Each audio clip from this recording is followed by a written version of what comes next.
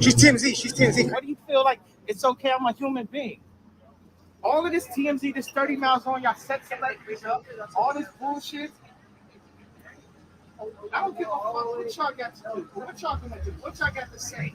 Come on with that shit. Ask me that. You think you can walk up on me like that? But you think that you a white woman, you can walk up on me like that and ask me some dumb ass shit like that? Asking me are my wife, talking about, does she got free will? Are you crazy? You ain't saying this is America.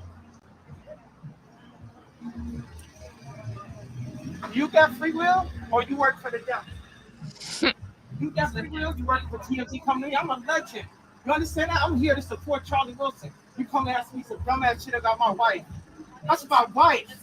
You understand? You wasn't asking shit when I couldn't see my kids. When I couldn't, do you have questions? Do you have questions when I wasn't able to see my kids? And that I only get visitation and don't have rights to where they go to school? You got questions for that, or you part of the system? You understand what I'm saying? Do you understand what I'm saying? You understand what I'm saying? What do you hear? What do you hear about that? Is that your job to go up to every celebrity, ask them some dumbass shit about their wife? No, tell me.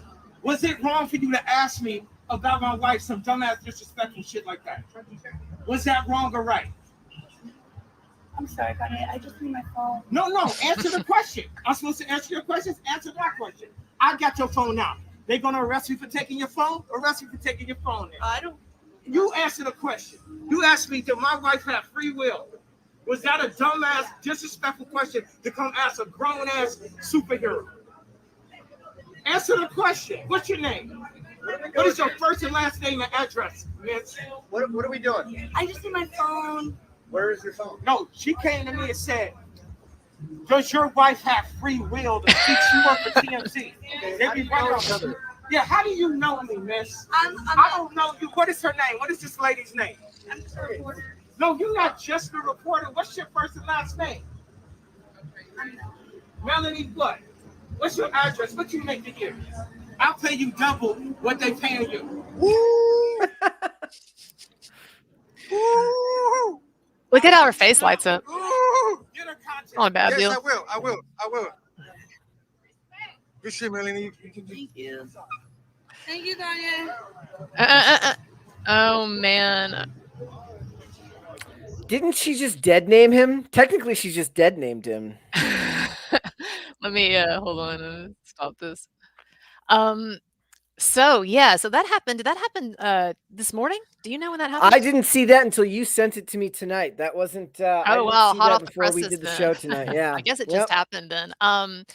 So I want to talk about this with you because I have mixed feelings about Kanye, great ambivalence. I talked about it in an Instagram stream this week, late night, that I just did sitting around. When I watch this, there are some things that he says that I'm sympathetic to, but then I look at the whole thing and it just looks like insane and aggressive, and I don't know. But then he offered a job at the end. So what do you make of all of this? I don't actually think she cares about the job. I think that if she's got a job working for TMZ, that she just got great material out of it. That's what she cares about. That's true. Well, that is true. And maybe that's why she was smiling at the end. That's what I think it was. And I look at stuff like that, and I'm surprised that more of the reporters don't have that stuff happen to them, given the entitlement of most modern day celebrities. I expect most of them probably want to do stuff like that, but it is kind of hard to take a dude seriously when he's wearing a mask that covers his whole face.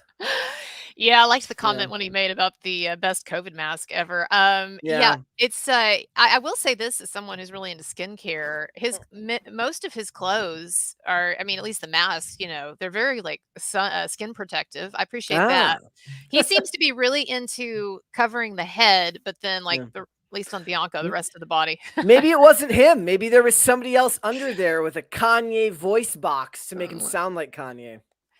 So I sympathize with him and with these other celebrities who feel that the press, especially the tabloids or like TMZ, Oh, they're out to get them and all that. I get it. do I not get it. sympathize with these No, people. It is a it is a relationship that's based on reciprocity. So they work in conjunction with one another. He is not nothing. He is not anything unless he has the media to promote him. And just like that, the media needs them to have material. It's a symbiotic you relationship. don't think that they like the paparazzi or the media, you don't think that they go over the line and they really do get into at times. I don't mean maybe this in particular, but just a harassment, or you think that it's just kind of the price that one pays for success? I like on a grander scale, I suppose I could sympathize, but this is the life that they chose to have. It's kind of like I see that meme go around a lot that says like if you don't want to be criticized, be nothing, say nothing, do nothing.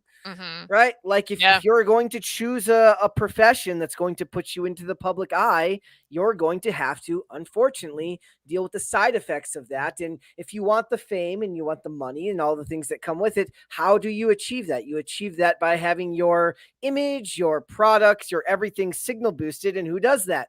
The media does that. So on one hand, I guess I can sympathize. On the other hand, I say, everyone's got their problems, and that's just the way of the world.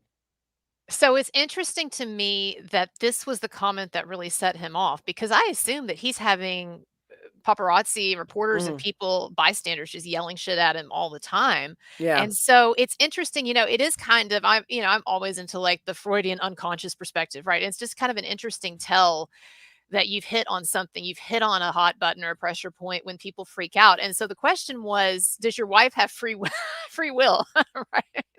I mean, I guess maybe he just sees it as such a ridiculous question that it set him off, but who It almost knows? sounds like a metaphysical question, like, Yeah. like the prelude to a philosophical debate. But no, of course, it's a stupid question. It's just interesting to me that that's the one. Again, like he gets these all the time. That would be the one to set him off. Shane Wilder, thank you. He said it's Monday night meeting. It's time for Kurtz and Dasovic. I missed this last week, by the way, Brett. Tim brought up the PCC TikTok ban on IRL. I don't know anything about this. You want to tell me what's going on? Yeah, Are you banned from TikTok? PCC got banned off TikTok. We have angered the feminists as usual. We have What angered did the you say? feminists. What was the hot button? I don't No? even know which one it was. I know that we had like for a long time we had like a list of things that were considered like no go, which I Mhm, was always happy to just go anyways cuz mhm. fuck Yeah, that. yeah, yeah, Like, yeah, you know what I mean? Like yeah. Andrew Tate was always a sore spot. Ooh, they don't like like even if you're critical about, they just don't want you Mhm, talking about him. But there's a whole bunch of like a lot of our stuff where we talk about what's going on with Gen Z or anything discussing feminism Was and it stuff like mine? that. Was it my clip that's No, on TV? no, No, I'm no. joking. It would have been something that I'm came out joking. over the weekend or something, or I'm Um, over at the end of the week most likely. But yeah, like is from it a what permanent Dane was ban? explaining, yeah, from what I understand, it's a permanent ban. And from what Dane was saying, that like anything that relates to feminism, they mass report you, and there's nothing really much you can do about it. So Even on TikTok? I thought TikTok was less PC, but I guess no. guess not. Guess Mm. not. We're still on the other social media platforms though. But Yeah. thankfully I don't have to deal like I used to make the social media clips, but I wasn't the one who posted them. Mary does Mhm, most of like I do all the editing for the regular segments. We mhm. put out about 4 segments a day on top of the live stream. The segments obviously coming from the clips the day before. So I edit the segments and put the audio version up. Mary does wonderful work editing the social media clips. She sure But does. even before that, even when I was doing the social media clips, I didn't do any of the posting, and I would never want to do that anyways because that just sounds like hell to have to sit on social media and post clips all day. Like I don't want to get into it and argue with people about stuff that we're talking about on the show because a lot of times the hardest part is like context is very very difficult. Like you have to watch Mhm. a lot of times you need to see the whole stream or you need to see the whole segment for context. So really the point of those social media clips is just to get people interested so that hopefully they will go and check out the larger you know, the Right. larger material. But Right. yeah, banned on TikTok today, sadly. Wow. Wow. Yeah. It is and then there's some stuff that I find really objectionable on TikTok. It doesn't seem to have an issue. And you've got like someone like me on there who's putting out a lot of anti-Evan Rachel Wood, anti-survivor, you know, they would say material. And so Yeah. that's really interesting. But Mm. well, I'm sorry. At least you Yep. do have I think a really growing group of fans on Instagram. Looks like your Instagram's grown pretty fast. Instagram does well, and the show is growing on YouTube, which is really good for us. But yeah, Kanye needs to like I don't know, man. I look at this stuff as like anybody can have a bad day, and that's obviously to be expected. But He definitely got triggered. given all of the things that are going on with him and his wife and stuff like that, it's not hard to believe. But I like also he brought up that she was like a white woman, which I did find it funny. I did find it funny the way the lady like deflated the second he started, because a lot of these Yeah. reporters, you know, they're paid to be nosy. It's Yeah, their yeah, job yeah. to be nosy and ask you uncomfortable questions and get in your face. Mary always says she'd love to be a TMZ reporter because she would love to be nosy for her job, right? So the moment that she got that pushback, she like deflated and immediately kind of acquiesced to what he was saying and was like, "Oh, I'm so sorry." Problem is like if you're going to do that for a living, you're going to have to be willing to take the pushback. So Yeah, she perked up at the end. We Yeah. were talking about earlier about whether or not she ended up taking the job offer, do we think? And I did see her perk up. Those eyes perked up when he told her, "What if I doubled your salary?" And she's like, she would love that, I'm sure. She would love that. do these reporters like TMZ, you know, tabloid reporters, they work on commission, right? I So like if believe she it's got usually something really amazing like this, I mean, this is Yeah. like prime material for the tabloids. The photographers, yeah, were always commissioned stuff like that. I don't know if they have staff members or stuff like that, but I'm sure they have their regulars and their go-tos. Fun fact, TMZ actually like reached out to me recently about doing like, because they do like a daily podcast. Mhm. And they like reached out to me about like doing like a segment on their daily podcast, which is like all Oh, of you like should do it. basically you have to be there for the whole hour and then Uh-huh. you chime in for like Oh, at 30 the end? seconds at the very end. And I'm like, bro, I got a job. I got stuff to do. I mean, You're like, I don't want to sit there for an hour. I don't. And, I and don't. watch TMZ. Yeah, no, I that's- do have look, and the funny thing is I defend TMZ a fair amount. I do think that they have really bad Trump. They find out a derangement lot of syndrome. shit though. They find out a lot of But- shit that people don't know, or they're the first to know and stuff. No, I mean they do real reporting, and I actually would put them above. Let me tell you, at least they're obvious about what they are. TMZ, they're not aspiring to be something they're not. I would put them so far above like a Rolling Stone magazine Oh yeah, or absolutely. mainstream journalism. So Absolutely. No, that was what I was gonna say. Is like I was actually really surprised how pretty down the middle they do. Like they'll report on whoever is in trouble, whoever has a story come out. For the most part, they play it pretty straight. They do get a little. They editorialize more when Trump gets brought up. At least I Oh, feel really? that way. No, I'm yeah, sure you're but right. but for I'm the sure you're most right. part, like with the rest of it, I've actually always been surprised. You know, they get labeled as a like a rag, or you know, because it's gossip or it's Hollywood. But I can appreciate, and they put out so much stuff every day. Like that you go through 2-3 new pages. Like, okay, so every day when we do the show, basically I get up in the morning and I start looking through the news and social media, like what is going on today.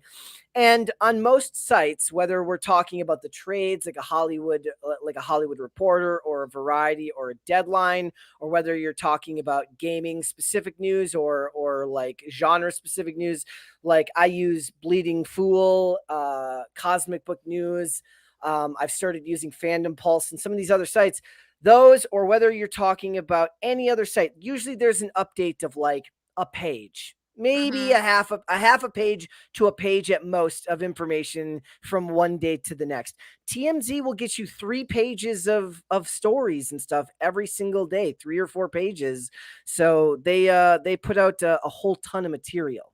They do, and I was Yeah. talking about this week on one of my videos about how I always check the Daily Mail every Yeah. not the UK version, but the US version, or I guess it's I don't know, their main one, their main page, but I always check it every day, first thing, even though of course, when I actually read the stories, they're terribly written. They obviously are getting some information wrong or what have you. But I want to go there because they're so effective at giving a glimpse of or aggregating what's going on, what people are talking about. And so I feel like TMZ is actually even a step above the Daily Mail. But they're good they cover a lot of stories. And I'll say this too: they've given Marilyn Manson some fair coverage. And for instance, they reported that sources in the police department, to the LA Sheriff's Department, said that they were not going to go forward with charges against Manson because of credibility issues with the witnesses. That was a really, with the accusers, that was a really negative story that made Manson look good. And so I think that,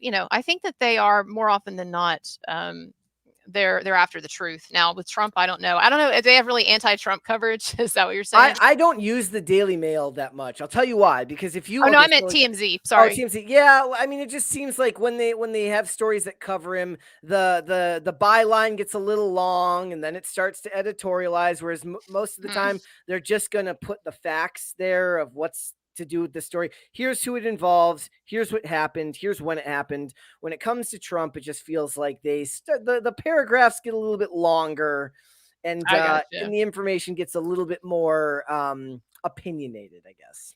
I got you. Yeah. So with Kanye, I guess he was asking her.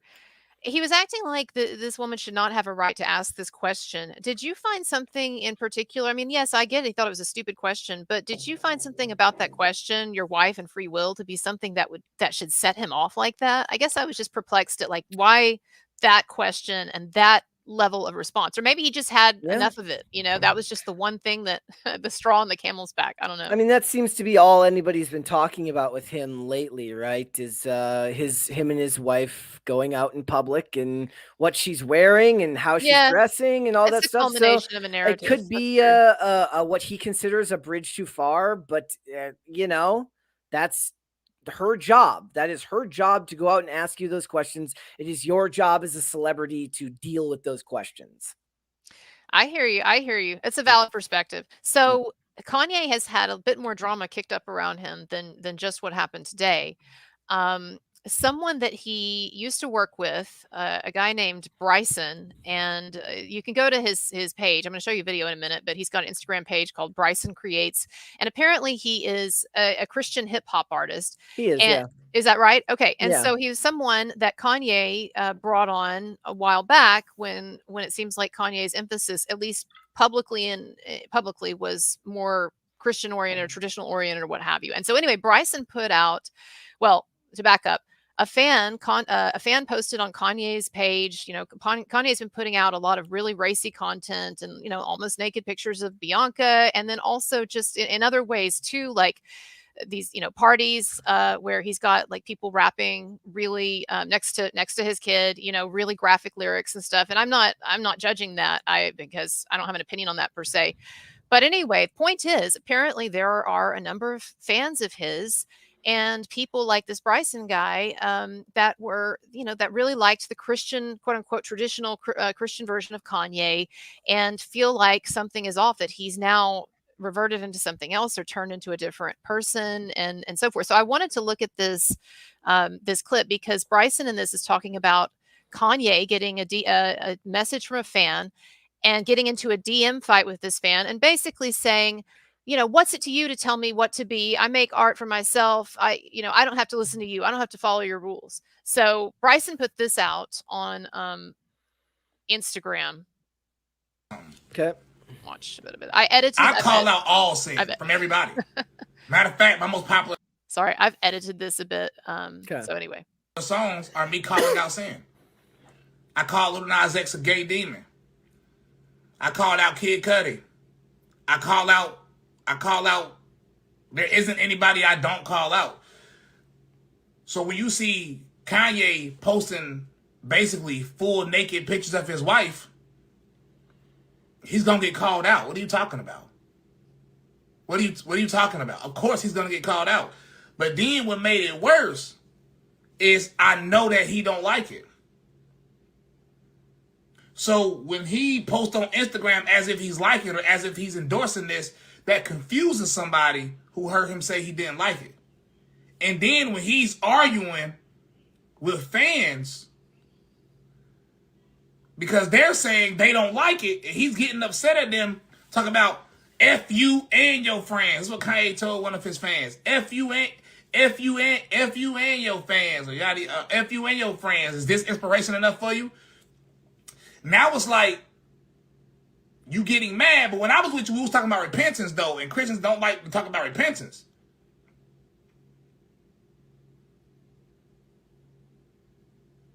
Nope. You know what I'm saying? So this is the confusing part right here. And then with the music thing, let me tell you something. He was mad at the fan. I guess the fan criticized his new music too. I'm assuming the fan is a Christian. The fan was a lot more nice than me, by the way. And I'm assuming the fan was talking about how Kanye changed his music and now it's more degenerate when it was Christian beforehand. And Kanye said, "You can't tell me what music I can make, and you can't tell me how to dress." Let me help y'all. Let me help y'all with something. I can hold anybody to a standard they set for themselves. All right. So, Okay. what do you think about all that? You have an opinion, a reaction? I find it hilarious that he got into the fight with the fan to begin with.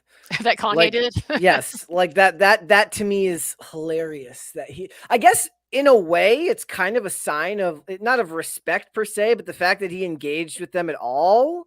Yeah. But like, bro, aren't you busy? Don't you have stuff to do? Like, of course you have free will, and of course nobody can tell you how to make your art. But it seems like that's like the case du jour these days, is that everyone who's making art, like we're in the first time in human history where it's like, because of the internet, like you are now ripe for criticism 24/7. So back in the day, they used to say like, you got to have thick skin to work in publishing, because people are going to be harsh with your work and stuff like that. And maybe back in the day, that's just not how it was for other artists, right? Like they weren't used to people having strong opinions about them in a negative fashion outside of maybe people who they worked with.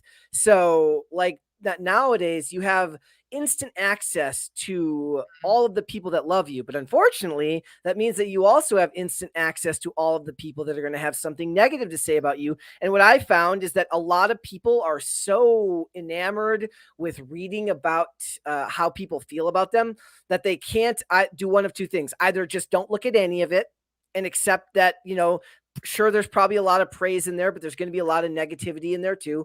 Or two, be able to read both the positive and the negative criticism and understand that, look, it's just not how the human brain works, because you can get and I understand this. I get it. You can read 9,000 nice things about you, and it's the one negative one. It's the two negative ones. It's the however many negative ones. Those are the ones that stick in your brain. It's why people who criticize people online like that so much, right? Because they know that it's going to get to you. And I just think that we're part of a generation now where people are forced to kind of come to terms with the fact that they're not going to be around, if they're going to be online, they're not going to be constantly around people who are always going to agree with them. Sure, maybe the vast majority are, but if you can't like look at the negative criticism and just take it for what it is, or just choose not to read it, what are you going to do? Yeah, I know that I've definitely gotten way more immune to negative comments than I was. And I don't feel like I was hypersensitive at the beginning or anything. I knew that I was going to get some hate. And in fact, I've gotten a lot less hate than I thought I would. I actually, I know a lot of people say, "Oh, I get all these death threats for my opinions and this and that." But I've always said, y'all, to be honest, the bad comments, they're hardly ever that bad. And I don't get threats. I don't get death threats and things like that. I could count on maybe like 2 fingers the times when I've gotten a message from someone that was even that nasty. Yeah. And so I think that, but I don't feel it like I used to. And so I do think that that's something that you do get a thicker skin for, and more of just, I think, perspective. And the perspective being, and this is what's really helped me with a lot of it, is to remember that I don't really know these people, and they don't really know me. They know a kind of a facsimile of me, or a reduction of me that they see when I'm sort of putting on a show, as you know that we are. And just a small sliver. And so what I try to remind myself is, if they have a problem with me, it's probably because they don't know me. And if I have an issue with them, it's probably the same thing, right? And that helps me. But this question of like, yeah, like the fan relationships, it's interesting. So do you think that Kanye, do you think that, let me put it this way, do you think that artists should be understanding of the fact that fans expect a certain consistency, or especially ideologically? Because I think part of what's going on here is that Kanye has had such dramatic swings Yeah. in Well, if things you only started listening to him once he had his Christian phase, then what do you expect, right? Like, if you didn't know Kanye prior to that, if you didn't listen to Graduation Day, like, if you didn't listen to any of the other albums, right? Like, then I guess you would be shocked to see that he's reinvented himself several times over. Mm. But I can't buy that people at that level of success aren't more accustomed to people just not liking their stuff or disagreeing with them. Yeah, I mean, I think that what may happen is that you can ignore, and you know this also, you can ignore, 99% of the negative messages you get, or you see it and it doesn't strike a chord or whatever, but it still could be like that 1 out of 100 that just maybe you're having a particularly bad day, or you just had a fight with your girlfriend and she said, "You're too Do you have controlling." one? Do you have a specific comment that's ever stuck out to you so bad you still remember it? I know what yours is. It's I've right. I've mentioned mine before, but there's been like that's the only one that's really stuck with me is this one about mine. What But did has he there been say any? again? Say it again. What was yours though? Here's the thing, it wasn't bad, and I've told this Yeah, I story before, know. so bear with me for those I that know. listening. So basically, somebody was like, Brett seems like a really nice guy. He's just not very good at this. Oh, Which yeah. it's worse when they're polite, right? Like it's like Yeah, if because you somebody know that that's just really what they think. They're not trying to, like, hurt exactly you. like if somebody goes over the top and starts calling me all sorts of names and stuff like that, I can just dismiss that as just online behavior, and that's fine. But when somebody's actually quite polite in what they do, how you gonna deny that? You're like, wow, maybe I am not that good at this. But I freely admit that I don't necessarily trust my brain entirely, so I don't read the good stuff and I don't read the bad stuff. And at the very least, when people say nice things, I say thank you, but I don't really think of it much beyond somebody just said something nice to me. Like a lot of times, like if I wouldn't even be able to tell you something nice that someone said about me. I do have certain things about the podcast that I like that people say. Like I like it when Mhm. people tell us that they listen to the podcast at work. I really, really enjoy Yeah, that that's a nice because compliment. I've always listened. That's how I always consume the material. So that's a huge positive for me, but it's got nothing to do with me. It's Right, about the show.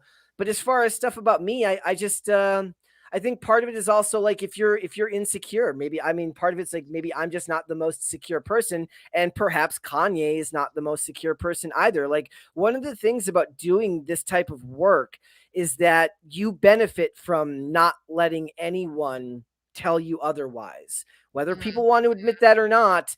To be able to enter the arena every day, share your opinions, have tons of people tell you you're wrong, have tons of people tell you you're a bad person for thinking that way. You have to have a couple of things. You have to have a very strong sense of self. You have to have strong faith in your own opinions, and you have to have a strong desire to want to speak in the public square. For me, I don't really have the strongest desire to like I love my job. I love kind of getting into these ridiculous stories and talking about it, but like beyond that, like I don't go on Twitter afterwards and continue talking about this stuff. I Yeah. just don't have like I'm not enamored with my own thoughts on these things. If anything, I tend to feel like most of my thoughts on these things are pretty like I would say I'm a dummy. I'm a dummy. I will give you my dummy perspective on most of these things. But I know what you mean, though. the people who really excel at YouTube or in these spaces when they self-start seem to be the ones who are both very, very confident and very, very feel very, very strongly that they have something to say and need to say that to the world, which I respect. I have a lot of respect for people, whether you agree with my point of view, whether you think the complete opposite of me. I can respect that. Yeah, I think that people who stay in this, at least as long as we have, several years, I think that by that point you either have to get a thick skin and or you're just going to be a mess, honestly. Yep. And it's not just, what I find is too, it's not just about protecting yourself from the bad shit that other people say, whether it's not reading comments. And I'm just these days, because I have a full-time waitressing job, I just don't have time to read anything. But it's not just about protecting yourself from what others are saying about you, but it's also about cutting yourself slack to a degree for imperfection, and like knowing, because I was listening to the Bret Easton Ellis podcast. It was a really interesting segment. He was talking to Roy Price, Amazon Studios guy who was Yeah. falsely Me Too'd out. And anyway, Bret Easton Ellis, guy who wrote American Psycho, he and Roy were having this discussion about what constitutes real artistry, what makes a great artist. And Roy said that he felt like if you were not pushing the edge, pushing the envelope to the point where you ask yourself sometimes, "Ooh, did I go too far?" Then you're not doing it right, because you're doing something that's too That's an interesting conventional. perspective. That's it. So you kind of got to learn to be uncomfortable with yourself a little bit. Right, right. I think so. And but I think that's what we're talking about, is that you said people who do this are people who are often confident, or they have to get confident. And you really do have to get almost a sense of, not that I won't make mistakes, but that I realize that's just part of the territory, right? I Yeah. think, someone who's so successful like Kanye, who's been so successful, even with the missteps and the losing the shoe contract or whatever, which some people say that ended up being better for him. I don't know. But it's hard for me to imagine that he has low self-esteem. If anything, it seems like it's the other way. But he has got to, Brett, I can just tell you from a woman's perspective here, and it's probably obvious to you anyway, he has got to be having some marital problems. I'm sorry, like, even if they're well matched, even if she's like all about him or whatever, there's just, I just would bet my life that they've got a rocky situation. And because of his personality and all the bad and good that comes with it, or what have you. And they didn't really know each other that long before they married. I understand that they'd been dating for months, but this is another thing that Bryson mentioned in his video. Kanye married so that he would not have to live in sin, because he was going through his Christian phase, or whatever. Maybe he still is. I shouldn't say that. Maybe he still is the same, but It's it's just fair to point out that, like the idea that he's like, just because he's living in sin means he's not a Christian. It just means that he is not living up to those values right now. But people make And mistakes. it could just be his image too. Like, it could be that actually he's practicing behind the scenes, actually everything that he was for the last 2 or 3 years or whatever. And it really could just be an artist image thing. But even if he's not, I'm just telling you though, whatever the situation is, they are having some marital problems. And so I think it is interesting when the woman says to him, does your wife have free will? Which is he's right, such a stupid ass question. But it's still getting at something. And so I don't know. It's just my woman's intuition there. I'm just going to be sexist and say I have an intuition, a woman's intuition, that they're having marital problems. What do you think? Perhaps it's true. Perhaps it's true that, like, look, when I think of him as confident, I do think of him as confident as an artist. Like, maybe the idea of confidence in your art is a lot different than confidence in your personal life, right? Like, he literally has a song called "Can't Tell Me Nothing." So you do have to have a strong ego to reach his level of fame, to reach his level of success in a lot of ways. Man. So yeah, man. My favorite. But I'll tell you what it is. For me. For me, it's not even people's judgment of my opinions that ends up keeping me awake at night. It's when I say it's like when I like forget something and I can't, and I misspeak on like a name or a date or a piece of information. It was like, this one sticks out to me to this day. And I only remember it because it came up today, because I was watching the trailer for the new Ghostbusters movie. And they bring back the Walter Peck character, who is one of the great assholes in all of Hollywood cinema. He's the bad guy from the first Ghostbusters movie who tries to get. I don't even know who that is. Did I look it up? Walter Peck. It's an actor named William Atherton, and he plays a character named Walter Peck. Oh yes. Okay, he's the smarmy guy who goes into the Ghostbusters headquarters and has all the tanks shut down.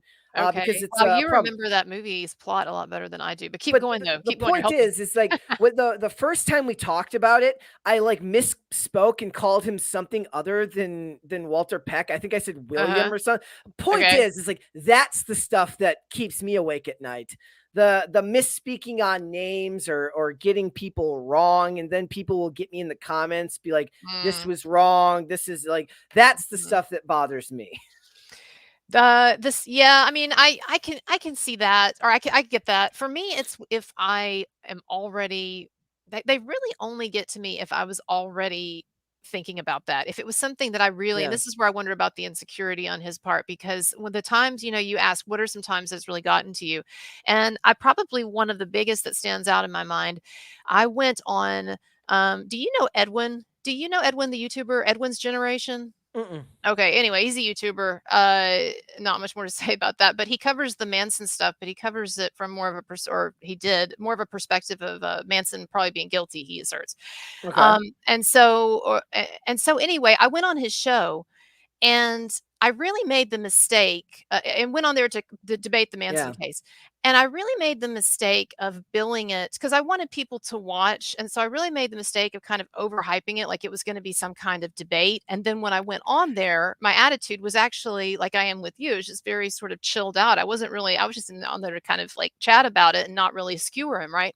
And so at the same time, he was, felt like he had a duty to really press me, because Mm. he had been criticizing me for weeks in several videos, and so this was his chance. And so what ended up happening is that we both ended up looking bad in different ways because I ended up looking weak, and he ended up looking like he was beating up on this this woman. And so Yeah. anyway, my point being though, I felt bad about that, but I couldn't really own up to it.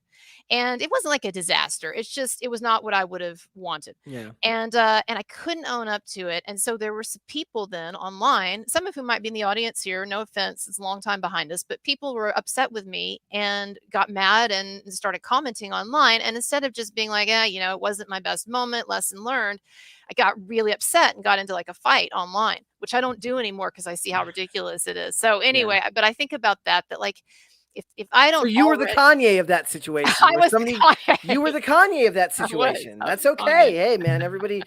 I don't have it in me. Like, I'm just one of those people that when somebody says something to me online, they disagree with me. I just go, okay. I just don't respond. I don't have the Yeah, you're energy. super chill. You are super chill, or whatever I don't term you have wanna the use. energy to sit there and argue with people over like the idea of getting in like an online back and forth with somebody literally fills me with the most profound sense of apathy. And just Like, no, let's bro, not do that. I Yeah. got stuff to do. Like I'm Yeah. gonna I'm gonna go cut my nails and watch a television show. I'll do anything but sit here. And that is sometimes to my detriment, right? Like a lot of people Oh, no. build platforms off Yeah, arguing with that's people.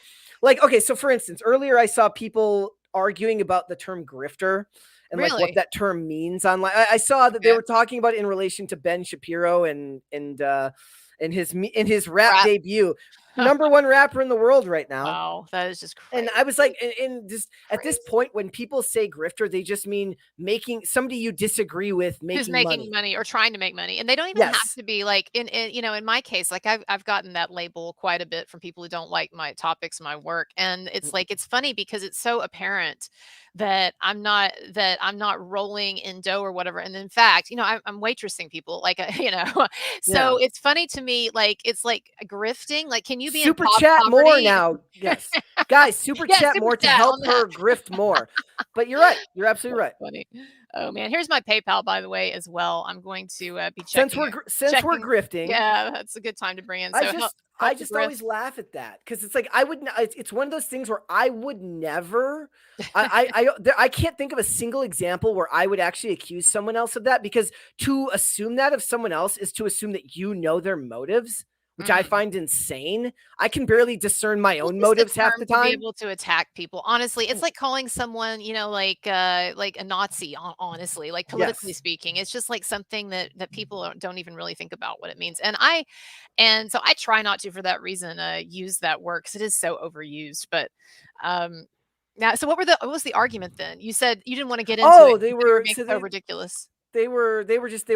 so somebody said that about Ben, and then Lauren Chen basically said, like, look, like he's not grift. She's like, I'm not a grifter for having opinion, and he's not a grifter for doing a song with someone. Like, it's ridiculous. And Were they accusing Tom of being a grifter, or they were accusing Ben Hero? of being a grifter. I actually pushed back. I sent you a message about I saw that. Tom. Yeah, about Tom. I was like, look, like as big as Ben is, you cannot discount the size of that dude's platform. He's got almost 5 million. He's only 2 million less than Ben, and every one of his videos. I mean, this video is doing better than his other videos, but all his videos break 2, 3, 4 million views, if not more. Wow. Like Okay. he's built, like, he is the blueprint, and I don't listen to him much anymore.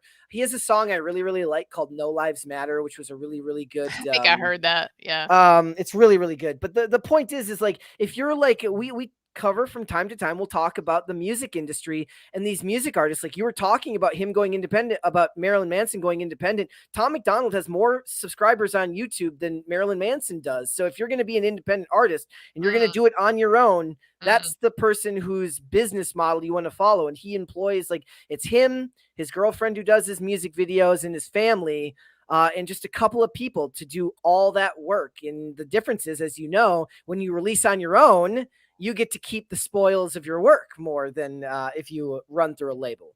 I mean, I guess so, right? Is because YouTube takes like half, though. What is it? A label would I mean, take more than half, he's right? not. He's making his money off album sales. He's making his money off of like selling it on iTunes. iTunes Yeah. and selling it on all those things. The YouTube stuff for him is just promotion at this point. I wonder what the iTunes contracts are like. I mean, I wonder how much they take. It's probably, you're right. It's probably not much compared to, especially if you were to have a record label. But seeing that stuff, it was just something interesting that was coming about, because he's one of those people who gets labeled that from time to time as well. But I laughed. I laughed heartily through that whole music video because it's so ridiculous. It's hilarious. And Ben is very clearly in on the joke. Right. As they're doing it. It's just, Right. it made me laugh. I also laughed when somebody said that he should go by the name Dr. Dreidel, which would be the greatest name ever.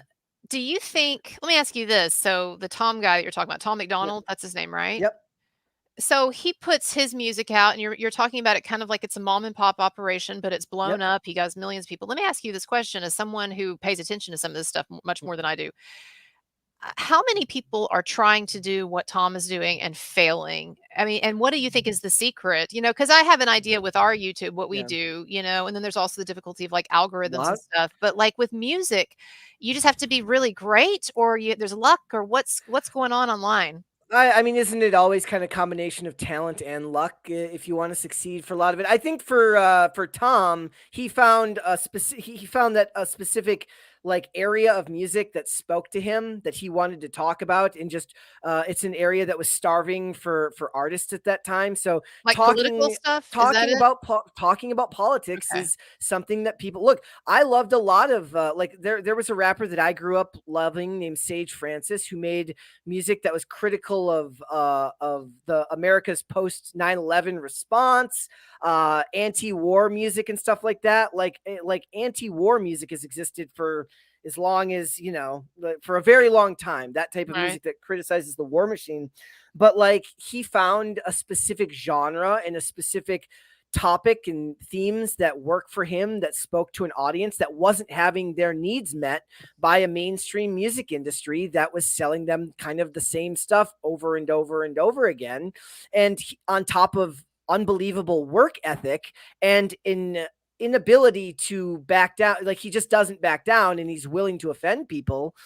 Even if I'm not really listening to it much anymore, I can absolutely appreciate how, and his best music to me was his less political stuff, but he's talented. Like say what you want about what you think of his themes. As a musician, he's talented. So yeah, I think that there's a lot of artists that are doing that. There's a reason why the idea of the SoundCloud rapper is a trope, right? There's so many people who want to succeed in these businesses that I think finding an area of music that speaks to you, finding your own style. It's kind of the same thing within podcasting, right? You have to find something that works for you. And even our show has gone through, the format has remained the same, but as far as what we choose to cover, how we choose to cover it, the tone of the show, that has undergone subtle changes over the 2 years that we've been around, and people start to respond once you seem to find your niche, and then move forward. Right. Yeah. No, that's true.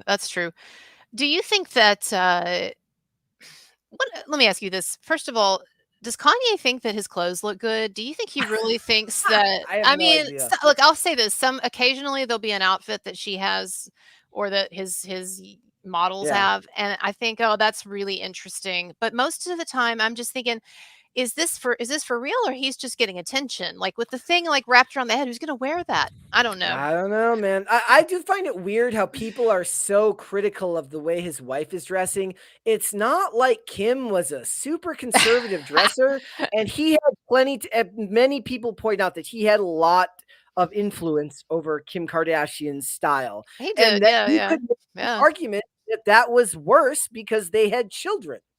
Well, I think like people actually were making some people actually I remember seeing stories to that nature, and I think some people were speculating that maybe this sort of like overseer like Svengali thing wasn't always great. I think what's happened though is that after the whole Jew thing, the whole flare up Yeah. over what he did or didn't say or does or doesn't think or whatever all that was, and then after his public rants, on Instagram about Kim and she's not parenting right, or they're not going to do Playboy and this and that, and I think people have just gone through so much with Kanye that now he's almost boxed himself in, I think, to a situation where everything he does will be viewed in this sort of extreme way. And maybe that's what he wants. He did tweet the Yeah. other day, a month or so ago, y'all know who ran the summer. Like, yeah, maybe I was getting a blowjob on a boat in Venice or wherever that was. And maybe, my wife offended, half of Italy, and maybe this or that. But I got y'all's attention. So I don't know. With me, with Kanye, it's always still trying to figure out,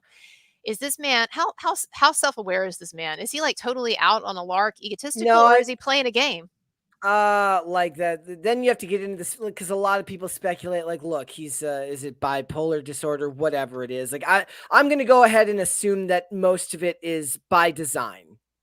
Yeah. Most of it is by design. I do believe now that if he really wants to solve the problems he created last year with everything that he was saying, he needs to just bring Ben Shapiro on his next album and solve the problem, That's right? funny. Oh man. By the way, Olivia Claire, thank you for the super chats.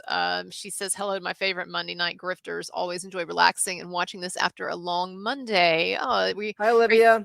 it's a long Monday at work or raising kids or whatever. But yeah, Brett says Brett also gives great TV movie recommendations. He should be confident in that. Every time he recommends something, I really end up loving it. Okay, great segue, because Brett, I want to ask you, you've been watching. Here's Shane. Shane says, to Olivia's point, I generally always agree with Brett on TV while agreeing with Mary on moral issues.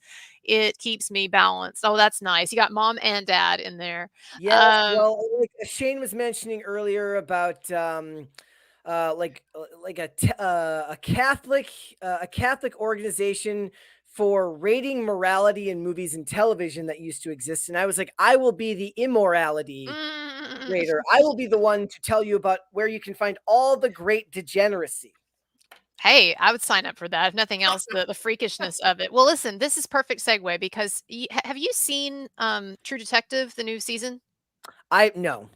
Okay. So I did not Go ahead. watch it because Dallas Sonnier gave like this scathing review of it on his Instagram story, and I already wasn't interested. I wasn't tell me what he interested said. Well, I'm curious now because I actually have some critiques and some things I Oh, also he was like. Tell me. criticizing the CGI animals and the like. Yeah. I remember reading an article. Who was in it? Was it Jodie Foster? Jodie Foster, yeah. And they were talking about the reversal of sex roles, how the women just use the Yes. men for sex. And my eyes rolled so hard I got a migraine. So I'm like, I'm not. Just no. I don't care. Like So that first season of True Detective is lightning in a bottle that has half to do with the television production. And was it Carrie Fukuyama or whatever? Fukuyama? It's partially him, right? But it's also got a lot to do with the time period in which it came out. And we are long past the age of actual prestige television. That is gone, ladies and gentlemen. It's gone. Well, True Detective first season, we'll have to disagree and come back to that another time. But I would have to rewatch it to be able to be full. All I can speak about is how it made me feel. Yeah, and how much well, I a lot of enjoyed people it. thought it was great. So I'm not judging it. I think there were some things that I just never kind of gelled for me. But here's the thing about this new season, season 4 with Jodie Foster. I just want to point out a few things. First of all, what I do like is I love this sort of, and I'm not going to give away plot details, but I love this North Pole Arctic thing. I love it. You know, the darkness, they're enveloped in darkness all the time. It has for me this feeling of almost like The Thing, although I know that was Antarctica. It's got this supernatural sort of thing going on. I don't want to go beyond that. We don't even know yet. So I like that. I think it's creepy. I think that they're doing something different, getting into the supernatural. I think it's got some great twist. It kind of spooks me out. But here's my issue.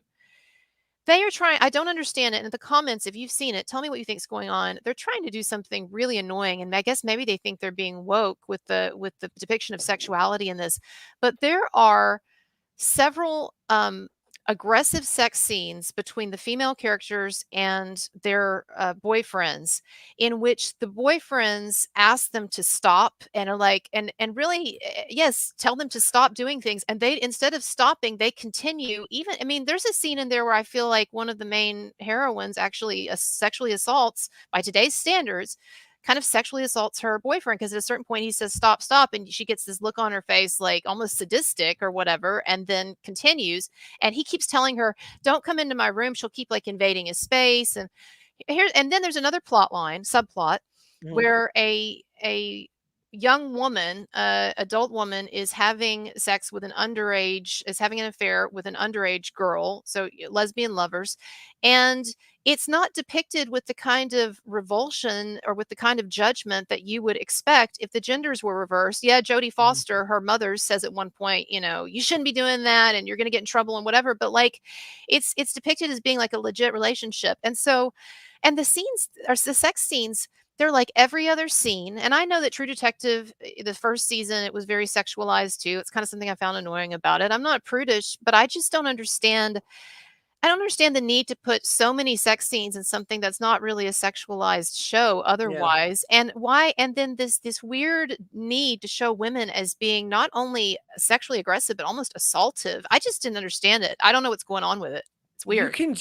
I can just picture the self-satisfied look on the writer's face when they're like, we are gonna subvert your expectations. And I do believe that a lot of people would look at this as, they look at it, it's kind of the reason why, in the example I always give, is like when a male teacher takes advantage of an underage female student, it's sexual assault, right? When a female teacher takes advantage of an underage male student, it's called sexual misconduct. Almost always when the news reports on it. And the argument that I've always heard made to it, and I don't know, I don't necessarily say that I agree with it, but I get the logic of what they're saying, is that because there isn't the same risk of physical harm when it comes to a male, because the woman just wouldn't be able to inflict the physical pain. So the way they perceive the coercion is different, right? That doesn't make it right. But that is, I believe, where their logic comes from. And I don't actually have a problem with a more nuanced take on things, understanding that a male-female dynamic in one direction is different. I'm not saying it's okay in the other direction, but it could be, it is qualitatively different perhaps. But I just, you know, I don't feel like I have ever been a prude about sex in movies or in TV. And I've never been the type that, like, if there's a sex scene on, I'm like, you know, this sort of like, oh, we shouldn't watch this or whatever. But I almost feel like, and maybe this is just me getting old, but I get annoyed with how I feel like in so many movies and TV shows, when it doesn't need to be there. It's not like and they're just pushing it. Why are they pushing it on us? Let me ask Nobody you a likes question. it. Let me ask you a question. How many of the sex scenes in all of the movies and television that you've watched, how many of those scenes 110% needed to be there for the story to be as good as it was without it? Almost if never. They had just never. I would say never. Unless you're talking about an erotic film. Like if we're talking about like Fatal yeah. Attraction or something where it's all about the sexual thing going on, or maybe a romance where they want to be really sexy. But no, I would agree with you. It's not. So what's going on? Like, what are they trying to just make us more promiscuous? What, I don't. Yeah, Mary would tell you it's Hollywood degeneracy and predictive programming. Here's the thing, though. People act like this is new. This is not new. What you're seeing here is the result of the fact that back in the day, these things existed. True Detective came out in 2014, I believe, right? What is the difference between now and then. Well, the difference is now everybody has streaming and they make these things for streaming, whereas back in the day, these types of shows were kept only to HBO and Cinemax in places where you had to pay extra money to have those networks, right? It wasn't on your basic cable package. Well, now when they produce these shows, it's all produced as if it's being made for that type of cable. Right, for the most permissive Yes. medium, right? No, Yeah. that's true. And I feel like I just have a hard time believing that there are many, and if you want to speak up on the chat, I'm sorry, no offense, but I have a hard time believing that there are many people out there who, when a sex scene comes on, they're just like, "Oh, this is great." I mean, I feel like if people want to Nope, see nobody- sex, they'll watch porn. Like, I guess Exactly. it's just I Can't don't wait to go know. to a movie with my parents and find out later that there's a sex scene in there. I will say to the contrary though, like when I think of that, Oh, Vanessa just says wonder- she's oh, just greedy. Sorry, no, just Vanessa yeah. the mod says she's just greedy for the sex scenes. Oh, really? See, I don't get it. I don't get it. Sorry, what were you gonna say, Brett? Though I've never understood, like, it just doesn't seem to actually move the story forward in most places. Like, it just doesn't work for me. to me, it is. I'll give you an example of where there was a really, really super explicit sex scene that went on, and it was so explicit that people even complained about it or whatever. But there was a lesbian love story that won at the Cannes Film Festival years ago called "Blue is the Warmest Color." I think they also went by the title "Life of Adele" in French. But anyway, and it was a 3-hour a 3-hour lesbian love story about the intricacies of this, what this couple went through over the arc of their relationship. And so there's a 20-minute sex scene that the actresses later ended up complaining about, of course, and it was too much or whatever. But it's basically like a pornographic 20-minute scene, and of course it's very explicit or whatever. But I felt like when I was watching that, even if it still was kind of uncomfortable sitting around with people, but I felt like there was like a point to it, like eroticism is a big component of this relationship and you're wanting Yeah. us to feel that. Yeah. But that's just like most of the time, almost all of the time, that is not the case. It's just like they stick it in there, and it doesn't even feel like it goes. Like you'll be like watching a plot, unfolding, and you're like sort of, getting in the groove, so to speak. And then all of a sudden, there's this like really gross, like in a True Detective, there's this disgusting sex scene between Jodie Foster and her lover.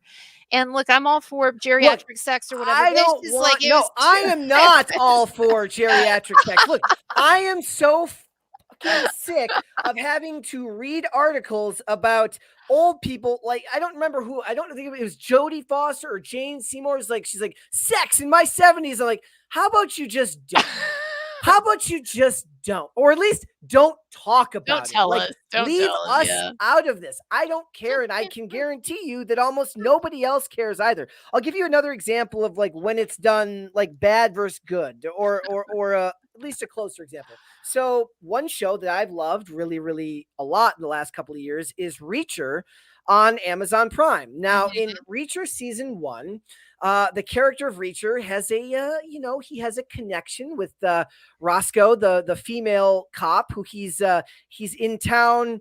This whole case happens around him, and he's in the town of Margrave, and by like him and her have this kind of connection. He's very distant, but also he's still a human being, right? He's still a physical human being. And by episode 7, I believe it happens in episode 7, all of this stuff has been happening through 7 whole episodes. And then finally in episode 7, they have sex. And the way I explained it was, it feels like you're experiencing a pressure release valve let off because so much has happened over the last 7 episodes. It's how actual human beings process something like that, right? Okay. Fine. Well, in season 2, in that episode, and it's played by Willa Fitzgerald is the actress's name. Okay. And there is nudity in that one in season 1. Well, in season 2, her character's not there because it's just not how the story was written. And her, the role of lover in this season is played by Serinda Swan, whose character was, she was basically, she worked under him in the military police. And they have 3 sex scenes throughout the season. And all of it is PG. and none of it matters because it doesn't ever feel like it matters. The one in season 1, which did have nudity, I would have taken that one over the ones in season 2, which just felt like they were interrupting the flow of the story, Right, because right. it felt like they were like, gotta have sex scenes, PG sex Right. scenes.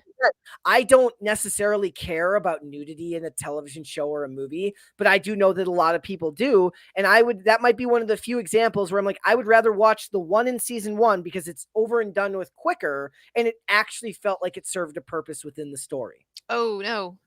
One Nope. of us went out. Me? I'm still here. I can Oh, see. there we go. there You're you back. go. Yeah, you're Okay. back. Might have been my internet. So I was on a stream that's on all right. Saturday and lost internet connection. So that could have been It me. could be mine. It's all right. But the tail end of what you were saying, though, you were saying you'd rather watch one where it's not so Yeah. interruptive. Just get it over Well, with. just and it felt like it fit within the context of the Yeah. story. Yeah. Like all of this stuff has happened. These two people have gone through all of these experiences together. This is how that experience culminates. That makes Yeah. sense to me. Yeah. Throwing in 3 sex scenes with a wooden character, and also the funny thing is I love the actress Serinda Swan, but she and Alan Ritchson had about 0 chemistry. So, Is he the main guy? Is that Richard Reacher you're talking about? yeah, he is. Oh, okay. But so actually Dustin, my guy, he's been watching that on and off. Yep. So and it's funny because I would hear like these several different sex scenes. And I'm like, man, there's a lot of sex in that. And I think the thing too is I get annoyed though when people think that it's like a prudishness issue. I mean, I guess it could be for some people, but for me, this is the problem. This is why it's uncomfortable if I'm with somebody else, or even just if I'm just not wanting it's just like it's hard to watch something like that and not start to feel like, just very, very honestly, not start to feel something in a Yeah. sort of sexual way, because that's just biologically speaking. It doesn't have to be porn, just watching people go through the motions if it looks really explicit or convincing. And so there's a part of you that's, as you're watching it, you're starting to kind of feel a little weird, just put it that way. But then you're supposed to just keep on watching. You're sitting here with everybody, like, no, we're just casually watching this or whatever. Or and so it's like, I feel like, what's going on here? And I feel like that's just a very human response. It's not prudish. And I feel like these people in Hollywood, most of them don't even like doing the sex scenes. That's the other thing. Like, the actors complain about them constantly. Or do you think they really like it? They're always like, we need our intimacy coordinators on set, and we have to do all this, and that. I'm like, well, if you need like another subdivision of your HR department to make sure that nobody's getting handsy, I know a way you can prevent that from happening. Yeah, just don't right put around every right around it. Like, all you have to do is show them they start to kiss and then the door closes. This is not difficult. It's not difficult. It does remind me though. There is few things in Hollywood, as much as you may hate the sex scenes, there is almost nothing more depressing than a PG rated strip club.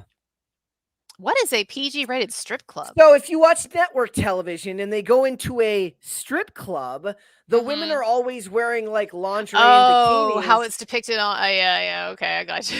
And I'm just saying, like, if you're a guy and you're paying money for that, what does that say about those guys? They're just very, very stupid. Funny. That's funny. Maybe it's because this thing with the sex just being so prolific in film and TV.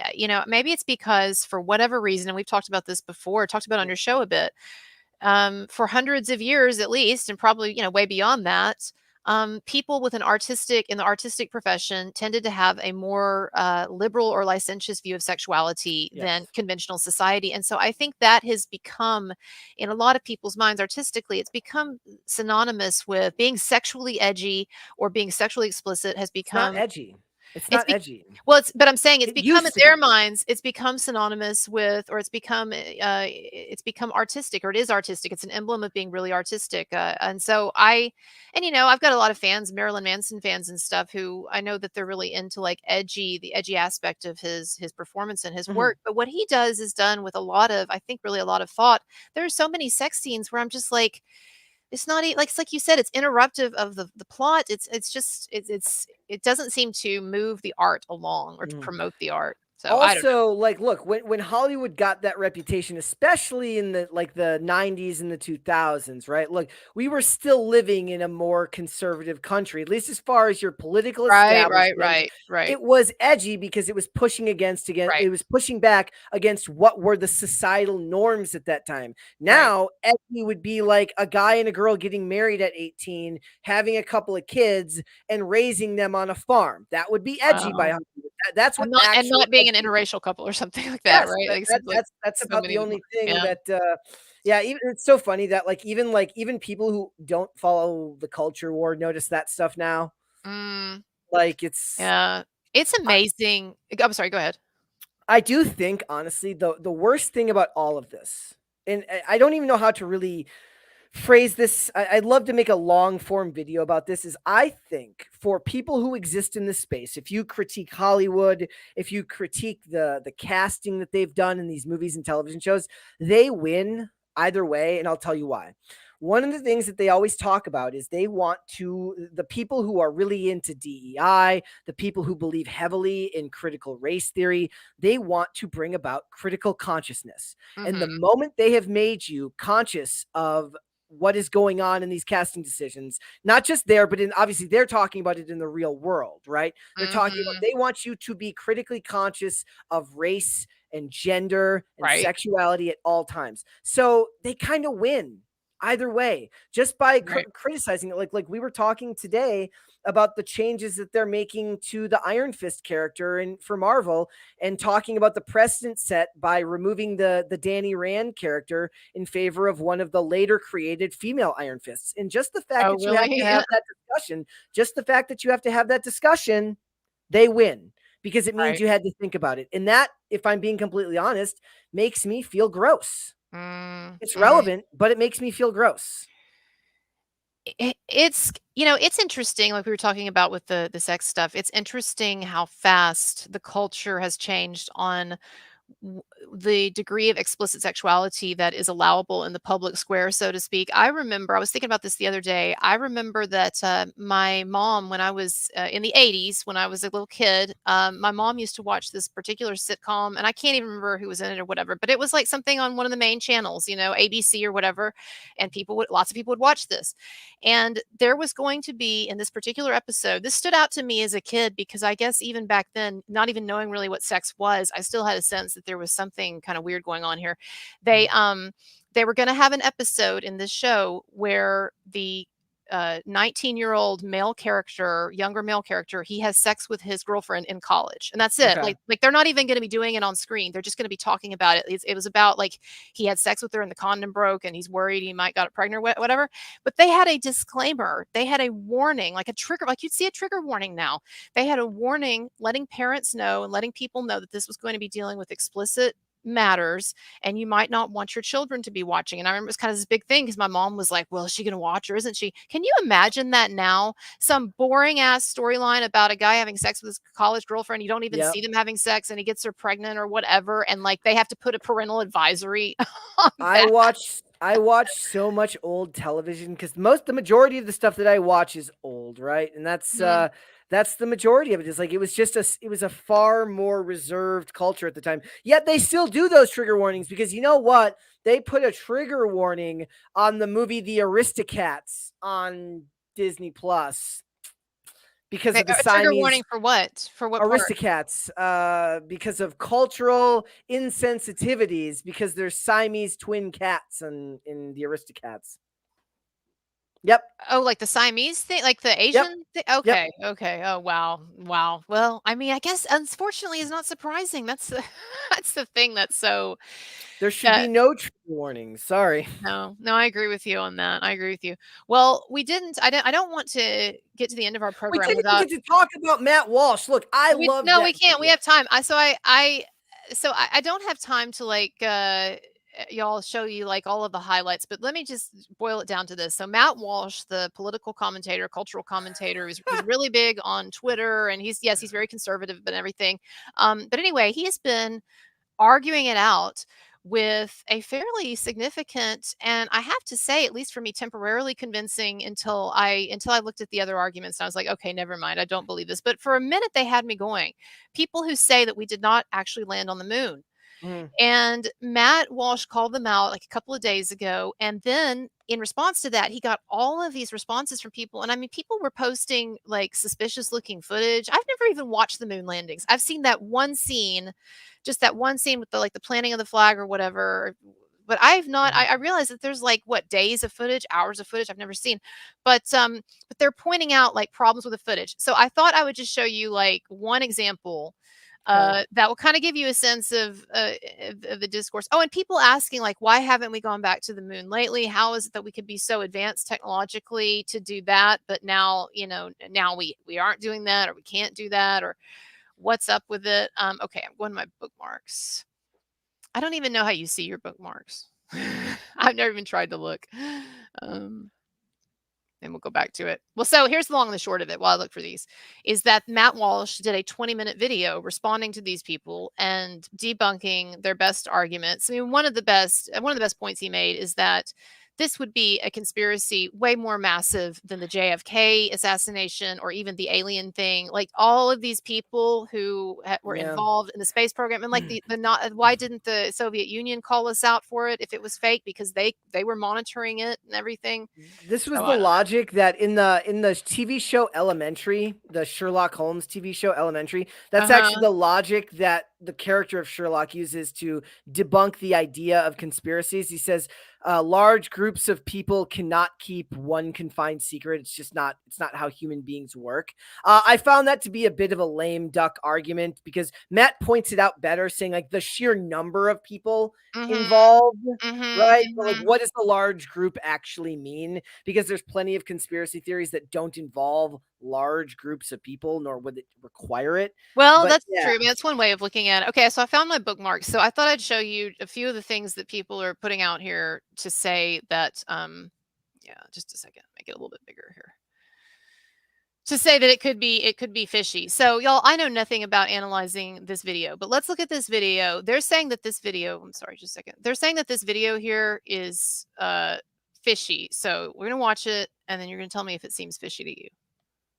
Okay, I'm going to get the pro. 99, proceeded. 3, 2, 1. Ignition. Right away, Houston. Oh, wait, we missed it. Excellent. A second. So there are these like... It is fake. It's skipped frames. There's this color... Wait, there's this colored stuff that comes out. This is just... missed it here. Okay, hold on. Did they... I don't know then. Oh, maybe that's not it. There was another one where there was like these colored sparks coming out and they were like, oh, it wouldn't normally do that. Or you see, or a guy, where there's supposedly like very little gravity or whatever. And he's kind of just one of the astronauts and he's kind of like bouncing along, very slowly, but then he drops a hammer and the hammer just immediately like falls. Okay. And they're like, see that there, like it's differences in gravity. Honestly, obviously, I don't have the ability to figure this stuff out, but people were evidently so worked up about it online that Matt Walsh made a 20-minute video debunking this. Do you think it's possible, at least? Like, do you think people could really pull off a scam like that? I'll give you my answer. My answer is I'm going to live longer than the rest of you by not thinking about whether it's true or not. That's seriously. I'm 110% serious. I did find the part that he said about the flag having the crossbar really, really interesting because I didn't know that. What did he say about that? Basically, he said that like, okay, so the one of the arguments that they give is like when he plants the flag, when they planted the flag on the moon, that it's straight out and it would not look like that because of the atmosphere, right? It would just, there would be no wind. I saw that one. But the point is apparently like there is a crossbar on the top that allows the flag to sit that way. And the rest of it it's all fairly obvious. Like imagine all of the people in Hollywood who would have had to have been involved in faking that footage, just to keep this secret all these years. You're telling me in an age where like nobody's going to take that payday, that to be like, I was with the what's his name on the set when we faked the moon landing. That's freaking. There's an old movie with O.J. Simpson called Capricorn 1, and Capricorn 1, yep. you know that movie? And so Yep. that wasn't that the premise, right? That they it's Yep. about faking like a Yep. landing on Mars or something. I don't remember. Well, hey, didn't they fake an entire war in Wag the Dog? They did. That was a good movie. Yeah, so I think that they faked the moon landing? No, I don't think so. And I'm not generally one for conspiracy theories. Like, I mean, I think the 9/11 truther thing is ridiculous. I do think that that JFK was not killed by a lone gunman, Oswald, but I think most people are behind that. I think most people agree with that. I Yeah. don't think that that's even considered now, honestly, that conspiratorial. So, are there any conspiracies that you believe in that beyond like the JFK thing? Is there Oh. any? Is there anything that would get you in trouble? Like something that you'd say it and people are like, "Wait, what?" I'd have to think about that one. I don't know about that. Like, I'm having too much fun Well, let's hating take- my life listening to people talk about the Super Bowl being rigged. Yeah, so that's what I was saying. We could transition into at the end because I wanted to Kind talk of like Taylor I Swift. laugh because you know it is one of those things where every year, like there have been, if I remember correctly, there have been NBA officials who have been caught, you know, throwing games and calling things, you know, Mhm. usually probably related to betting, if I remember correctly, Right. getting into debt and stuff like that. Right. I laugh at all of this stuff because I really do like, and I know this is not the greatest material for a podcast, but I just think about how much longer I'm going to live because I'm not going to necessarily worry too much about that. I feel like life is complex and arduous enough with the reality in front of us that, as fun as it is to think about this stuff, like right now we're having to deal with everyone talking about like whether we're dealing with a manufactured Super Bowl so that Taylor Swift can either run for vice president or like so that she can endorse Joe Biden. Like, she was going to endorse Joe Biden anyways. That doesn't matter. She did it in 2020. They don't need to run this whole operation. But I don't know, and this is where like a lack of like self-assurance comes in, because I have to read the news every day, and I don't know how much of it is just because I'm so tapped into everything I'm reading. It is hard to call all of the hullabaloo around her genuine. Yeah. So how much Well, of that's what that I was is- gonna say. So I think there's like a middle ground here. Yes. Obviously, I saw on Twitter today and yesterday, I saw big names calling people out for having for this conspiracy theory, and they said, "Look, you right, you know, here's an example of the right being ridiculous, the right wing being ridiculous, and of course, it's not some conspiracy to raise up Taylor Swift." No, I don't think it is. I think that's ridiculous. But I think what you and I are saying here, though, is that there is a manufactured aspect to celebrity, and in particular to the way that this is being presented to us. Not like there's some grand person like Biden back there pulling the strings or anything like that, but just that the media seem to be generally very invested in promoting this. Isn't that the idea, basically? And I mean, she's on the cover of her magazine. I think this is a more interesting discussion to have. That's not the sad part of all this. The sad part about all this, I don't know if anybody here is watched the X-Files growing up. Okay, so there's this quote from one of the members of the actors who was in The Lone Gunman, where he says, you know, the tragedy of the conspiracy theorist is that they'll go through everything they go through. They'll be beat down by society. They'll be called names. And at the end of the day, all they really get from it, if they end up being correct, is you were right. That's all they get. There's nothing else to come from it. But that's not what's the tragedy of all this. The tragedy is they've taken away the fun of conspiracies.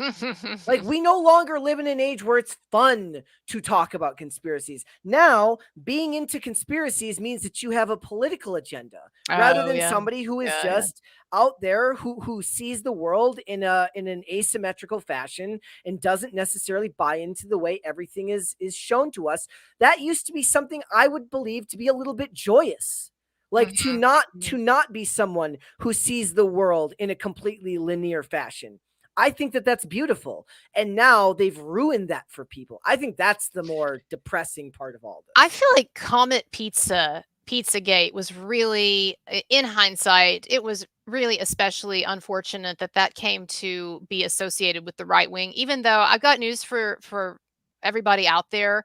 I know a ton of right wingers, lots of friends, family, associates, what have you, and none of them believe in QAnon or a lot of them don't even know what the fuck QAnon is. The Pizzagate thing was completely laughable to them, but But the unfortunately, people, the media has who wrote sold that that. article, yeah. The media has sold that. Exactly. The media has sold that to people as the quintessential right wing conspiracy view of the world. When really, I mean, it was just a tiny, tiny nut job story that took over a tiny, tiny little part of the internet. And so, And the big guy who was big on debunking that ended up getting caught with child stuff. oh, is that true? Yes. So one of the main people trying to debunk the Pizzagate story, Yeah, got had caught with. stuff in Somebody his can closet. correct me on that if I'm wrong. In the chat, Charlie Stevenson says you need to be 35 years old to qualify for president or vice president. She will be 35 before inauguration, so technically, she will be able to qualify if she wanted to run for vice president. She can't run for president because the time to be on the time to qualify, like to submit for ballot consideration, is passed. So she wouldn't be able to run herself, but she could be vice president and she will be 35 before inauguration day. You do not have to be 35 on election day. You have to be 35 on inauguration day. The same thing happened to Joe Biden when he got elected to Senate. He wasn't 35. He was 35 before inauguration, but not on election day. I am much less interested, I have to say, in the political aspects of this relationship than I am in just the idea that I feel like there's a real danger in a situation like this where a celebrity relationship is this hyped up. I feel like there's a danger that the people themselves may not actually be, I mean, what do I know, right? But I do feel like there's a danger on either side, particularly like maybe the Travis Kelce side, that someone might be really enamored with the idea of being with someone and with all the attention that they get. I don't know. Let me put it this way. I saw a body language expert on Twitter that I follow, and he was talking about how he's going to do an analysis of the post game, hugging and all of that they had, canoodling, last night. Canoodling, yes. He said it wasn't going to be good news for Swifties, and not knowing what he's going to say, I'll just say this: that I have seen on several occasions that I've observed them. One was when she came down to give him that kiss last night. Another is when he came to see her at her, her Eras tour, and she saw him and she runs toward him or whatever. Yeah. She always seems to me way more demonstrative and way more intensely focused in her affection. And I know we're not seeing them behind closed doors, or we're only seeing these blips. Well, but I'm just saying aloof is good for a guy. He's definitely, that's definitely the idea that I'm getting. And she, on the other hand, I think sometimes there's something about seeming like maybe overeager. Of course, maybe if you're a giant billionaire pop star, that doesn't matter. But like, she just seems, I've seen on these occasions where she's just like so much more intense and intensely focused on really making a moment out of it. And I don't know. I just wonder. So you mean for the cameras, making a moment out of it? Yeah. Well, cameras, and also maybe that she's just, I guess I'm saying maybe she's more into him than he really is into her. Even that's such a flex for him. Holy shit. Well, she, I don't know. I have to be honest. I'm still yearning for the days when she was with Joe Alwyn, because I thought he was just so beautiful and talented. And I never understood why she left him for that Matt Healy guy. And then it's like, and what happened to that? I mean, I thought that they were a big thing. And she was saying, not allowed to date him because he's problematic. Well, yeah. Look, this is one of one of the reasons I don't find it to be all completely genuine is like, look, we talk about it on our show, fine. And and my job is one of those things where it's like, look, what is in the public interest that has a broad appeal that we can all have an opinion on? That's not Taylor Swift. well, I mean, we talk about a lot of things. We talk about a lot of different celebrities, but she's always coming up. And people are like, why do you talk about her so much? It's like, not because I have a strong interest in her, but because the public seems to have a strong interest in her and her relationships. And where does all that come from? Well, a lot of it comes from media scrutiny and the media push. So I think it is fair to at least ask the question, why is it this person who is utterly normal as far as level of talent, she puts on a great show, I'm sure, fine. She is not like this. She's extremely, I guess she's talented. but the level of media push for this is so far and beyond that of what it seems like, right? So she is the modern day Michael Jackson to this new generation of people, but we are in a manufactured era where it's just so easy to make something like this happen with the right push. So it's fair to ask, like, does it feel genuine? No, it doesn't feel 110% genuine to me. The problem with that is it allows people to latch on to an idea.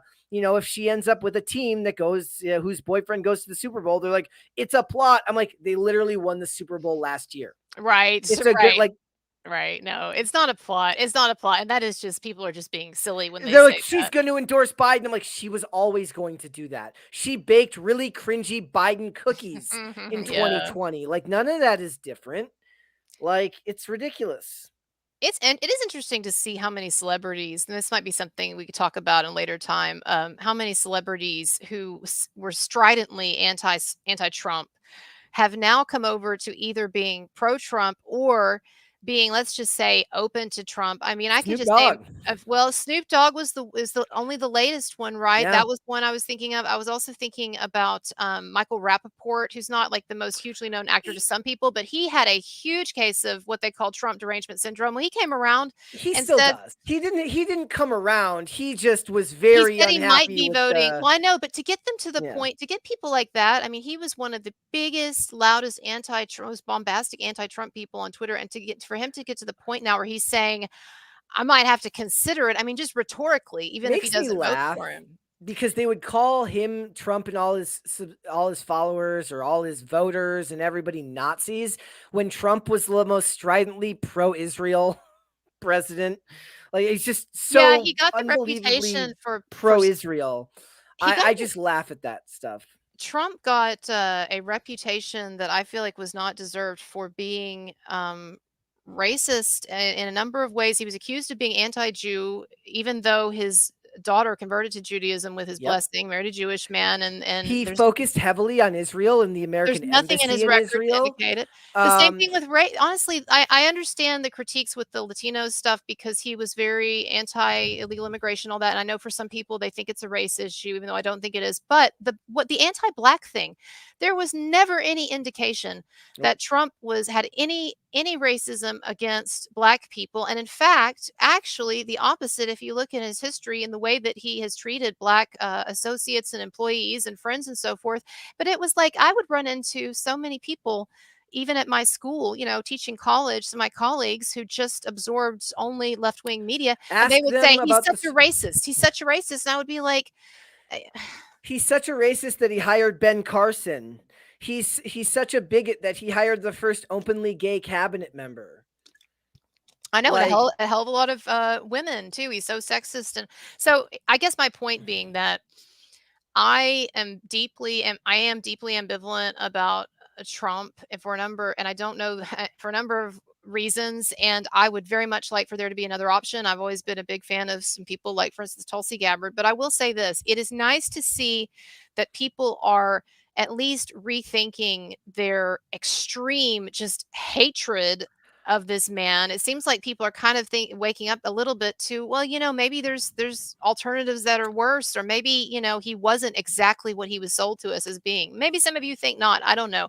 But I just wonder. Go ahead. The Rappaport one feels like a genuine, like not a change, but like a victim of circumstance, meaning that the other option is so bad right now because of what's going on in Israel and Palestine that he's willing to take another approach. All the other celebrities, I wonder how many of them just always felt that way, but it's just nowadays, That's a good point. It's less dangerous to vocalize that than it was in 2016. Well, that's a good point.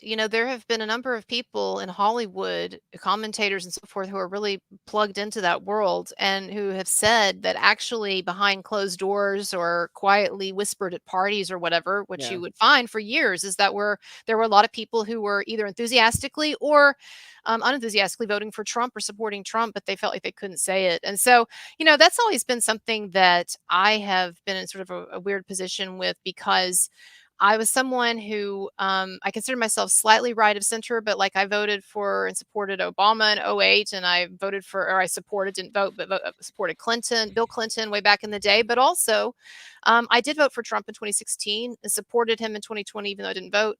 And I have a lot of Marilyn Manson fans, and typically, they have a hostility to the right wing partly because I think of what Marilyn Manson went through when he got into this sort of dichotomous, fight with the right wing and the Columbine BS and the That was 3 decades ago attempts now. at censorship and all of that, right? And so what I'm saying is it's something that I really have tried to take some care over the past, I would say, several months, and talking about a little bit more with my fans, particularly in the Marilyn Manson world, and saying, look at who's persecuting Manson. It's not the right. Now it's like now the right wing is the more culturally subversive position, and the edgier position. I just think that's because they're out of power. Here's my take. All politicians are scumbags and evil, and voting for a politician is essentially voting for who is going to knife you in the back slowest. I don't trust any of them. To me, when I look at these things, is yes, they say these things now, but then Calendar Gate comes out and they're like, ooh, look at these women. Like, look, you can't trust any of them. You can't trust any politician.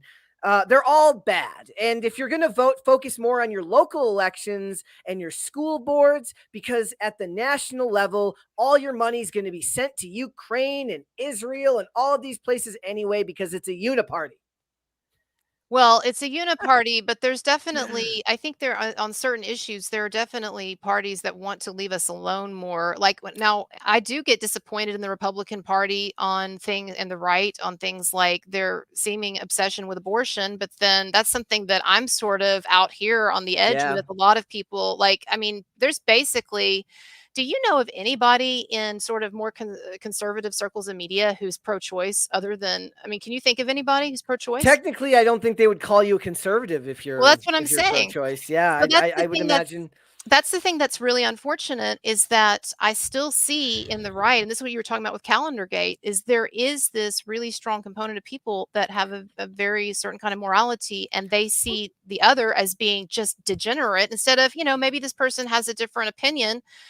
I don't know. That is because the religious right has that same fervor behind what they believe to be their morals and their beliefs. And that is, like, I have respect for anyone that is willing to fervently push for the causes they believe in, sure, in a respectful including manner. Pro-lifers, yeah, exactly. And the thing is, though, is that same energy is what what Trump deems the radical left have. Which, by the way, if they get to be the radical left, everybody else should be you should be the tubular right. I'm not right wing, but the fact that they're not called the tubular right is just it's just sad. But the point is that that side of the left now, the social justice side of the left, is just as evangelical, just on their own issues.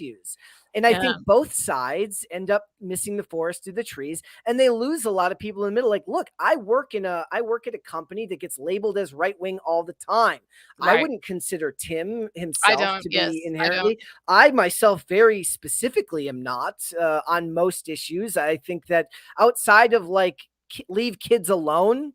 Right? Like, I feel like we should all be able to agree on that. Stop giving medical procedures to children who don't need them before they're adults. And other than that, I'm a live and let live type of person for the most part. We have these discussions all the time about whether, like, the things we're talking about, the morality of them. And my argument always comes back to, like, yes, these things have caused damage to society. What happens when we start to when we want to control them for our own ends? And I always tend to say, like, whatever it talks about, the ultimate fix for all of these problems always seems to be people wanting more government power.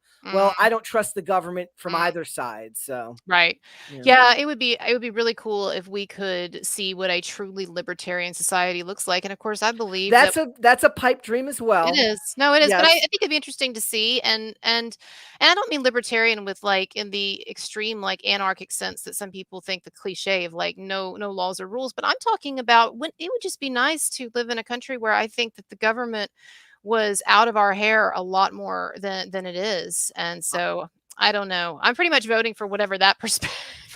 I want you to be able to marry whoever you want while owning whatever drugs you want to take legally. I am that person. Like, also, but it goes to my point earlier about not wanting to argue with people on the internet. Yeah. I want to live my life.